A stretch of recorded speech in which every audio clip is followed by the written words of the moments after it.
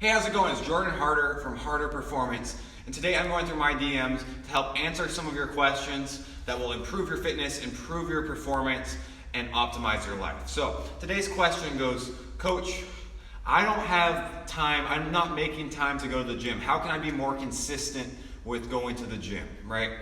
And this could be across the board, whether it's you need to get some more skill work in, go to school, get your lift in, get some technique work in, or maybe you're working a job, right? You're working a job all day, you have a family, and you still need to go to the gym. So how can we, increase our productivity to create time to get our work in? Right, and so I have a couple different techniques I use in my own life, and I help other people do to make it so that the gym doesn't become become the last option, the last thing at the end of the day.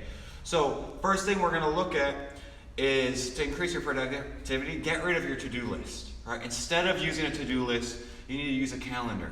Right, you need to schedule out your days. So it's taking time, I call it Sunday strategy, right? It's simple that way. You spend 20 minutes every Sunday laying out your calendar, and you can have some recurring events of the stuff you know that's gonna pop up in your schedule. But now we can also use time blocks, right? So instead of that to-do list where we get lost in to-do list, and I don't know if you've ever had one, I have, but they never get finished. Why? Because all these new things get added on, and you don't get the head of steam. So instead, I set time aside on my calendar to get my lift in, right? I know I have 45 minutes to an hour to get my lift in. It's got to get done in that time. I can't be dilly-dallying around the gym talking to everybody if I only have that 45-minute window. Another way, maybe you have skill work. You have 10 minutes of dribbling practice, 10 minutes of crossover work, 10 minutes of shooting, and then 45 minutes of lifting, right? If you schedule yourself out like that, it makes it a lot easier to get it all in. Instead of that to-do list of technique work, lifting, it's just you get lost in it. It puts it on your schedule so you know exactly what's going on. The other thing I suggest, right, is in that Sunday strategy, figuring out the 4 things that move you ahead that week, right? Could be whether it's just, you could put your fitness, you have your relationship, you have your business, and you have your body or your mind, right? And you schedule these 4 things out. So like for me, for example, right, I put all my workouts that I'm gonna hit that week on the calendar. Done.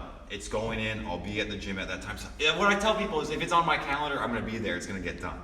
Right? And then the second thing, relationships. Maybe you have certain days you're going out with people. Date night, for example. That gets scheduled so it doesn't get missed. Third one, we're going to look at business. So whether you're at school, you got projects coming up, you got your job, you got business meetings, put it all on the calendar so you're not running around with your head chopped off all week. Last one, mind.